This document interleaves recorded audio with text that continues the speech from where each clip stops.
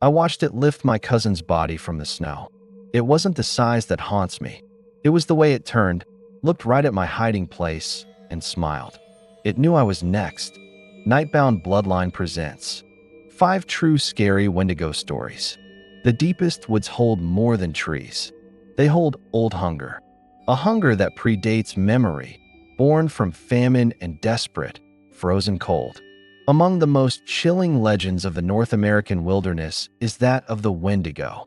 Not a ghost, not a mere beast, but a fusion of a tortured human soul and an insatiable, monstrous craving for flesh.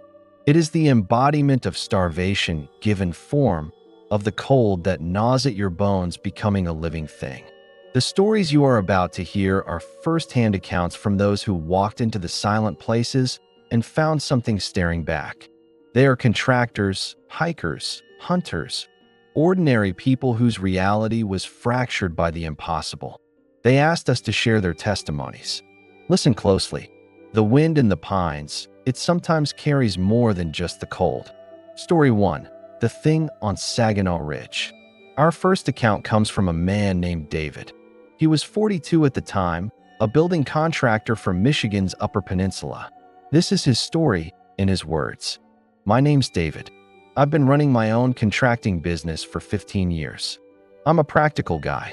I work with my hands. I solve problems with a tape measure and a level. I don't have time for ghost stories, and I sure as hell didn't believe in monsters.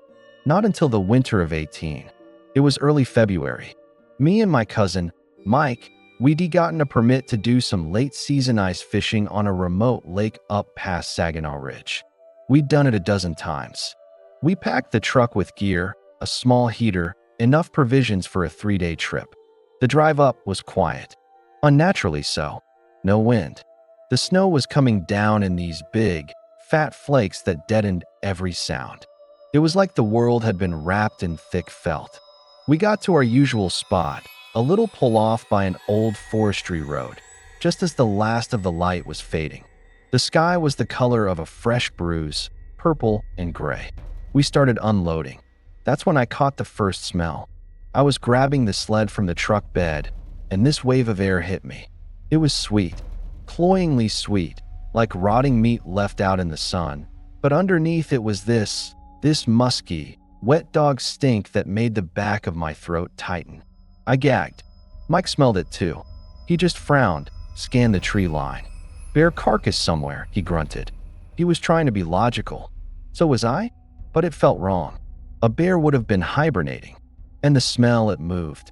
1 minute, it was coming from the west, then the north. It was like it was circling us. We decided to set up camp right there by the truck, not trek to the lakeshore like we'd planned. The silence was getting to us. You know how the woods are usually full of little noises? The creak of branches, the scuttle of something in the underbrush? There was nothing. Absolute, vacuum-sealed silence. The only sound was our own breathing and the crunch of our boots in the snow. We got a fire going. The light from the flames just made the darkness around us feel thicker, more solid. We're sitting there, trying to joke about it, when we heard the first crack. A tree branch snapping, deep in the woods. Not a small one. Something with weight. Mike shone his flashlight towards the sound. The beam cut through the falling snow, caught the trunks of the pines, and nothing. Then another crack. Closer. To our left this time. We both stood up. My heart was starting to hammer against my ribs. This wasn't a deer. Deer run away. This was moving around us. Deliberate. Mike called out, "Hey, who's out there?" His voice was swallowed by the snow almost instantly. No echo. Just dead air. That's when we saw the shape. At the very edge of the firelight, maybe 40 yards out, between 2 trees. It was tall. Impossibly tall and thin. At first, I thought it was a tree, some stripped, dead pine. But then it shifted. It stepped forward, into a patch of slightly less dark shadow. I'll describe it exactly as I saw it. It stood on 2 legs, but it was hunched, like its own height was a burden. It had to be 8, maybe 9 feet tall. Its skin, it wasn't fur. It was a grayish, pallid tone, stretched tight over a skeletal frame. I could see the stark outline of its ribs. Its arms were too long, hanging past its knees, ending in hands with fingers that looked more like talons. But its head, God, its head, it was elongated, almost deer-like, but completely hairless. And its eyes, they didn't reflect the firelight like an animal's. They just seemed to absorb the light, two deep, black pits. And its mouth, it was just a dark slit, but it hung open slightly. Mike made a sound beside me, a choked gasp. The creature tilted its head. It didn't move like a man or an animal. It was a series of jerks, of unnatural angles. It took another step, and that's when the smell hit us full force. That sweet, putrid rot. I vomited, just bent over and retched right there in the snow. Mike shouted, "The truck!" We turned and ran. I've never felt terror like that. It was a cold, physical thing in my gut. We fumbled with the doors, scrambled inside, locked them. Mike was sobbing, trying to get the key in the ignition. I was staring out my window, back towards the fire. It was standing right at the edge of the firelight now. It didn't run after us. It just watched. It slowly raised one of those long, spindly arms and pointed. Not at the truck, at me, through the windshield. Then it opened that slit of a mouth wider than anything should be able to, and a sound came out. It wasn't a roar.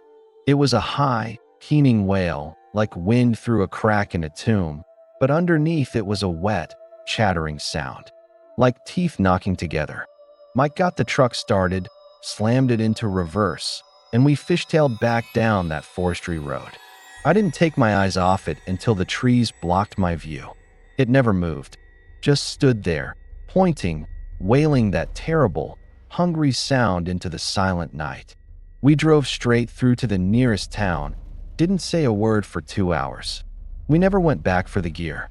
Mike sold his truck the next week and moved downstate. We don't talk about it. Not ever. I know what I saw. It wasn't a bear. It wasn't a sick man. It was something old and empty. Something that feeds on the cold and the quiet. And sometimes, on still winter nights when the wind picks up, I can still hear that chattering, hungry wail in the back of my mind. I know it's out there, and I know it remembers me. A creature of impossible height and hunger, watching from the tree line.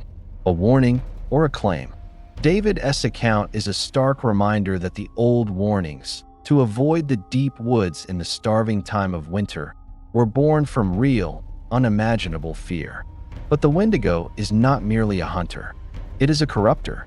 Our next story comes from a place where the line between a human mind and a monstrous hunger became tragically, violently thin. Story 2.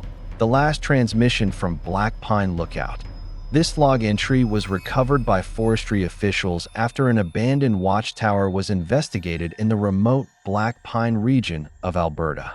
The fire lookout, a seasoned seasonal warden named Elias Vance, was reported missing. These are his final words, transcribed from a voice recorder found on his desk. Log entry, October 27th. Elias Vance, Black Pine Lookout. Day 14 of my shift. A cold front moved in faster than forecast. Radio's been crackling with static for 2 days now. Can't raise the bass. Probably the storm. I need to document this. For the record, I'm not a superstitious man. I've spent 20 seasons alone on these peaks. I know every sound. The pine martins on the roof, the groaning of the old timber in the wind. But this is different. It started 3 nights ago. The dreams. Vivid, awful dreams of feasting. On things I won't name. I'd wake up with a metallic taste in my mouth, my stomach aching with a hollow, gnawing pain, even though my supplies are fine. And the smell. That god-awful smell of something dead and sweet, drifting up from the valley below. It seeps in even with the windows latched. Yesterday, I saw the first one, through the spotting scope, down in the larch valley. It was moving between the trees. Tall, skinny as a famine victim. Its gait was wrong, all jerks and pauses. It stopped, and I swear it looked right up at the tower. From 5 miles away, I felt it, a cold spot right in my chest. Tonight it's closer. I can hear it. It's at the base of the tower. It's knocking, not like a person. Slow, deliberate. Thump, Thump, thump. It's been doing it for an hour.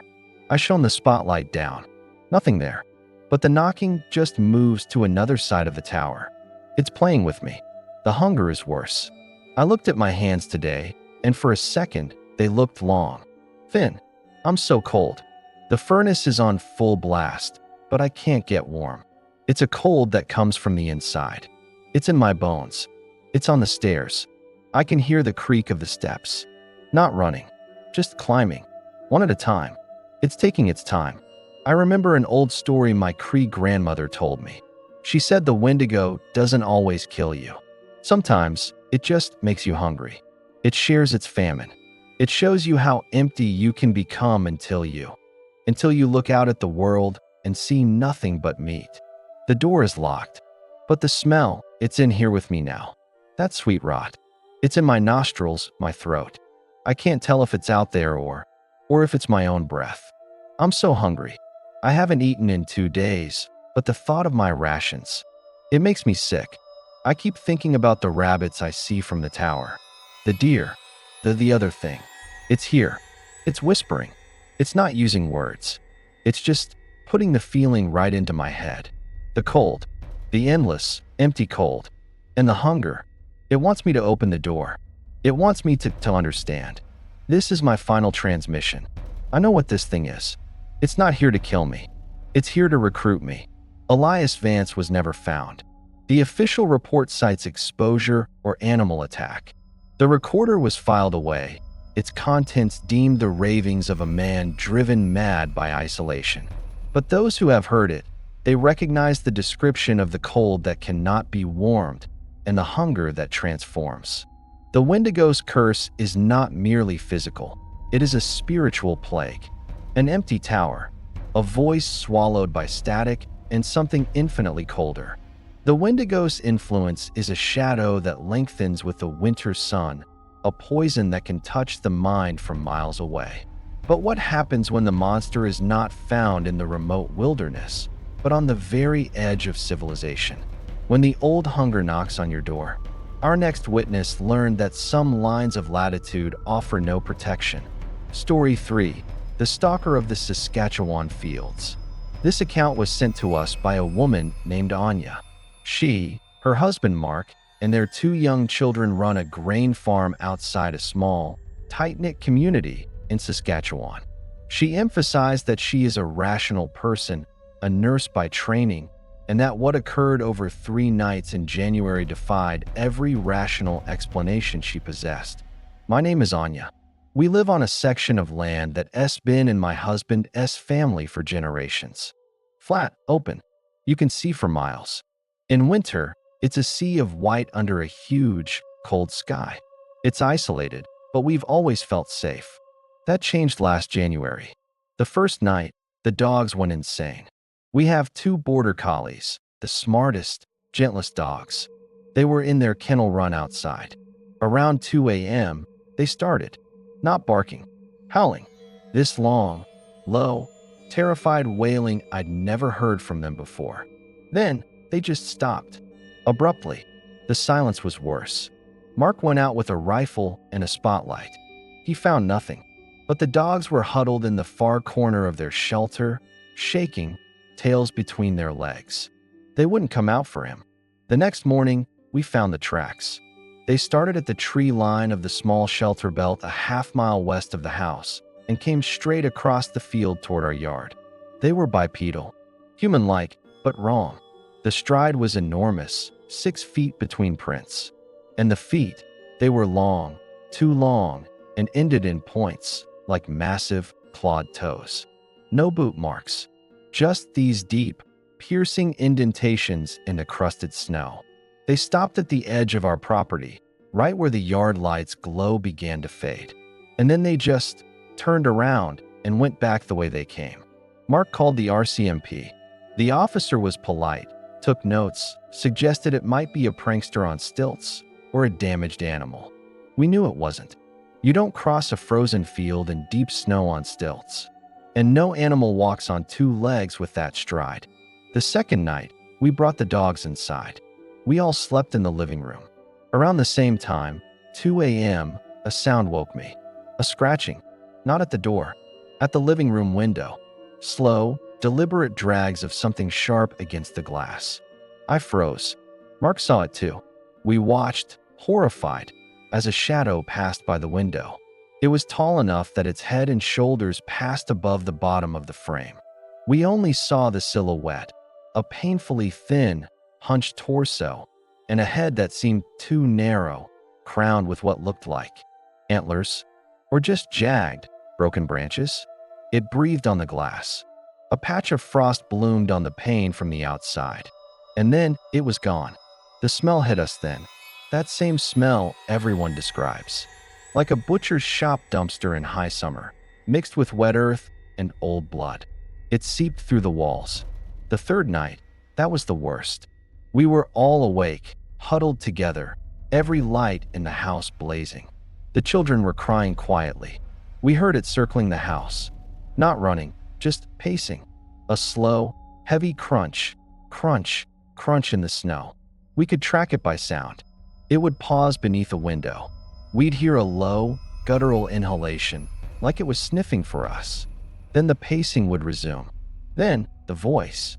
It came from outside the back door. It was a rasp, a dry whisper that carried through the solid wood as if it were paper. So cold.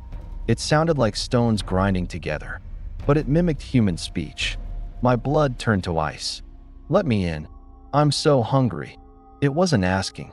It was stating a fact. A terrible, inevitable fact. My husband raised his rifle, aiming it at the door, his hands shaking. I held my children, praying they wouldn't understand the words. It started to knock, not like Elias described.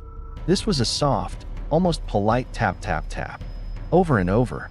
Then it would stop, and we'd hear that rasping inhalation. Then the tapping would start again. This went on for what felt like hours. It was breaking us down.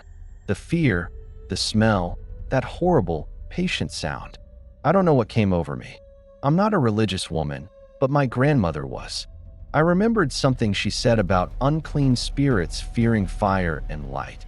I stumbled to the fireplace, grabbed a bundle of sage we kept for decoration, lit it with a match, and shoved it into the fire until it was an ember. I ran to the back door, unlocked it, Mark shouted, and I threw the smoking bundle out into the night. The tapping stopped. A sound erupted from the darkness, a shriek of pure, scalding rage that didn't sound like it could come from along. It was the sound of ice splitting a rock, of wind screaming through a canyon. It was followed by the sound of something huge crashing away through our frozen garden, snapping the stalks of last year's sunflowers. We haven't seen it since, but we found its footprints the next morning all around the house. And right outside the back door, in the snow, were two long, deep grooves, as if something had been kneeling there, waiting for us to break. We moved into town that spring. We still own the land, but we won't farm it. Mark won't talk about it at all. The children have night terrors. I burned sage every night for a year. I know what was out there. It wasn't an animal. It wasn't a man. It was a need. A walking, sentient need. And it knew our names. It knew we were inside. And it wanted us to know it was waiting. A patient predator at the window. A voice that whispers of cold and hunger. Anya's story chills because it violates our most sacred space, our home. It suggests that the Wendigo is not bound to untouched wilderness, but is drawn to the heat of life itself, a beacon in its eternal winter. But sometimes, the encounter is not with the creature itself, but with its handiwork. A home, once a sanctuary, becomes a trap.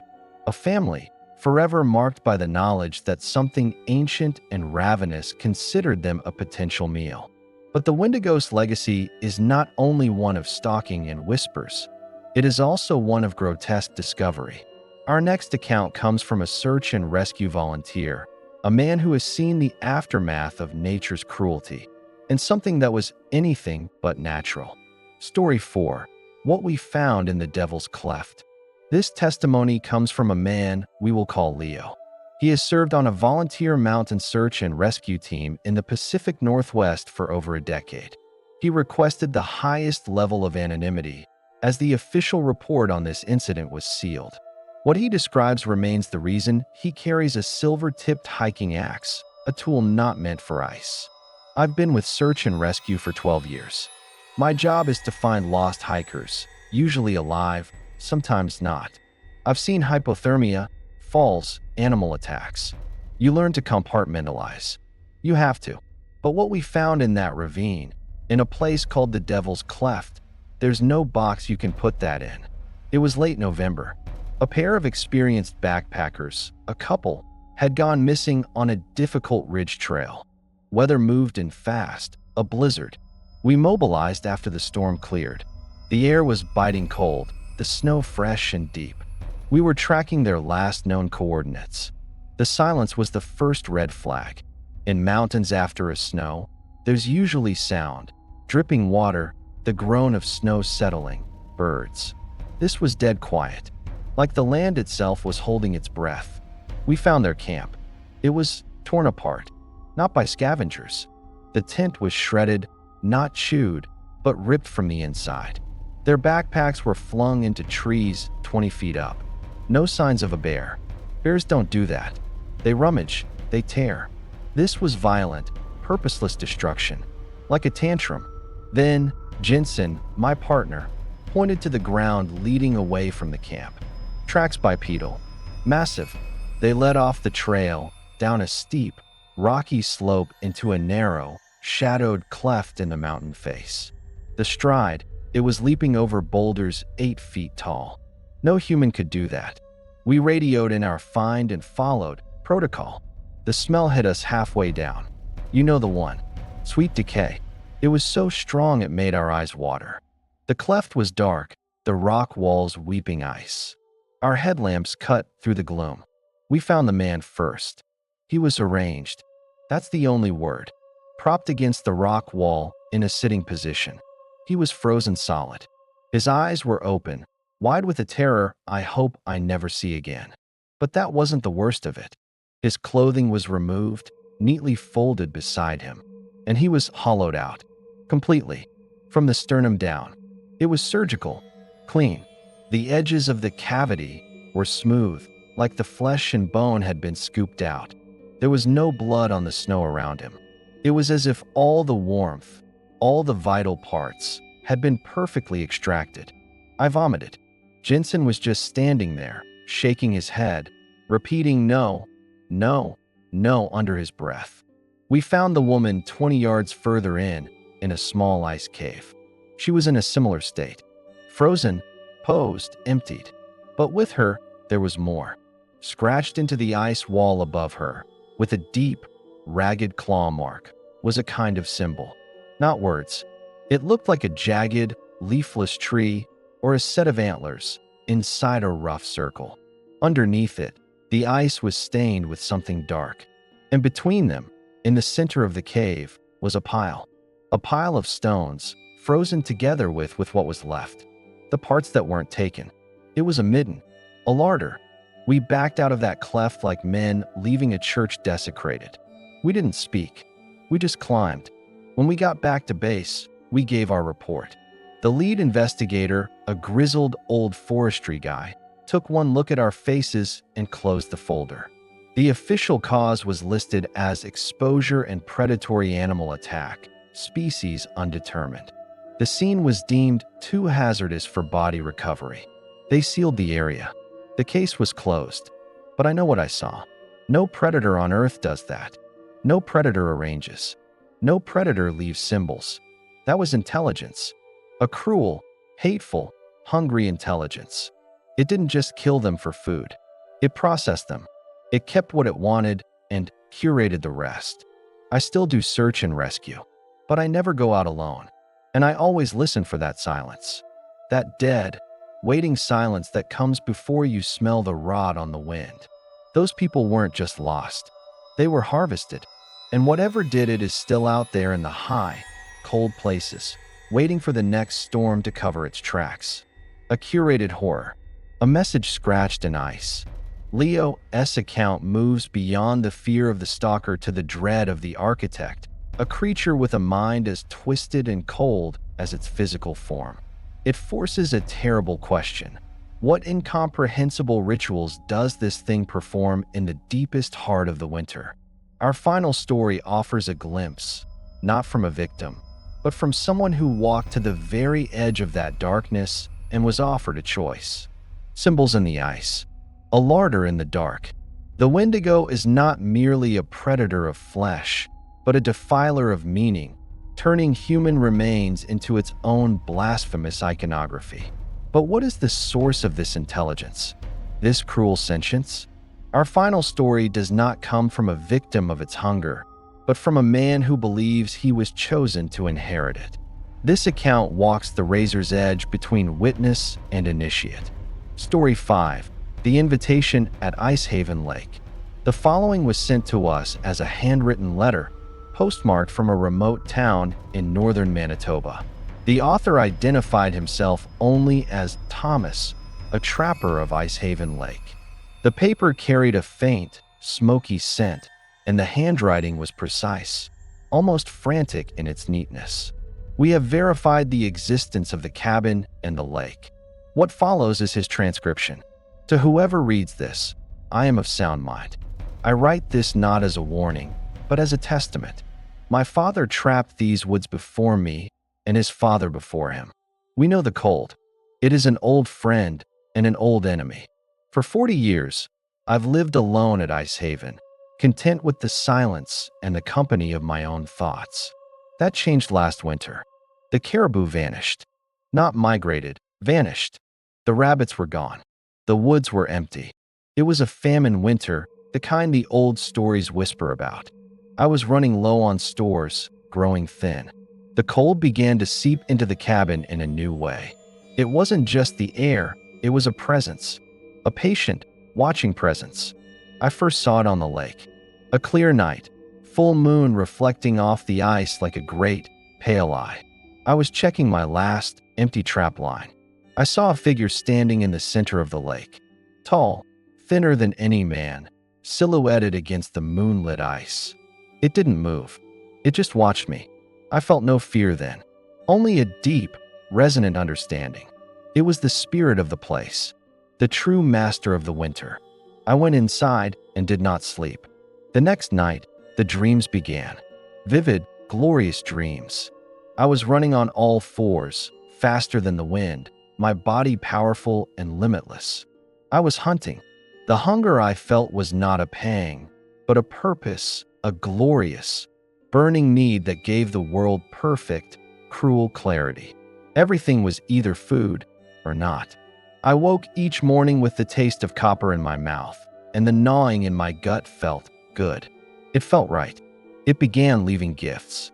Not at the cabin door, but on my trapline. A freshly killed fox, frozen solid, laid neatly across one of my empty traps. Its neck was broken, but it was otherwise untouched. A few days later, a ptarmigan, perfectly plucked, left on a stump. It was providing for me, sharing its hunt. The message was clear: we are alike. We are hunters. Join the true hunt. The climax came during the great blizzard. The wind screamed like dying things, and the world shrank to the walls of my cabin. I was out of food. The hunger was a living thing inside me, sharp and brilliant. I heard a knock, not on the door, on the window. It was there, pressed against the glass. I saw it clearly for the first time. Its skin was like gray parchment stretched over a framework of antler and bone. Its eyes were not black pits, but a luminous, pale yellow, like old ice lit from within. It held up a hand. In its long, clawed fingers, it held the still warm body of a white hare. It offered it to me. Then it did the unthinkable. It spoke. Its voice was the cracking of lake ice, the groan of timber in deep frost. The cold is life. The hunger is truth. Open. Feast. Become. It wasn't a threat. It was an invitation. A promotion from prey to predator. From a man shivering in the dark to a lord of the frozen waste. And God help me, I wanted to say yes. The hunger in me sang in harmony with the hunger in its eyes. The cold outside called to the cold growing in my soul. My hand moved toward the latch, but I saw my father's face in my mind. I saw the photo of my mother, long gone, on the mantel, a last ember of what I was sputtered. I stumbled back from the window, clutching the old iron crucifix that had hung above my bed for decades, a thing I'd never given faith to, but now held onto like an anchor. I screamed at it. Not words, just a raw, human denial. The intelligence in those yellow eyes shifted. It didn't look angry. It looked disappointed, like a teacher whose finest pupil has failed. It dropped the hair in the snow, turned, and walked back into the blizzard. It didn't vanish. It just dwindled, becoming one with the swirling snow until I couldn't tell it from the storm. The blizzard broke at dawn. The gifts stopped. The dreams have lessened, but not ceased. I am writing this because I feel it is important someone knows. The Wendigo is not just a monster that eats. It is a state of being. It is the final, logical conclusion of winter and hunger. It offers power in exchange for your soul. It offers you the chance to never be cold or hungry again by making you the source of the cold and the engine of the hunger. I still live at Ice Haven. I am still thin. The silence is deeper now. I know it's out there. It's waiting, not for me to die, but for me to change my mind. And some nights when the wind howls just right and the moon is a sliver of bone in the sky, I look at my own reflection in the window and wonder if the man staring back is still entirely a man, or if he is simply a meal that is taking too long to cook, an invitation to transcend humanity, to become the very force that preys upon it.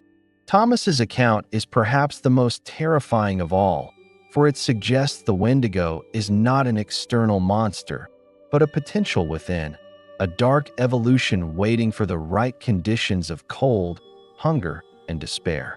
It is the shadow cast by the flickering fire of our own survival instinct, grown sentient and ravenous.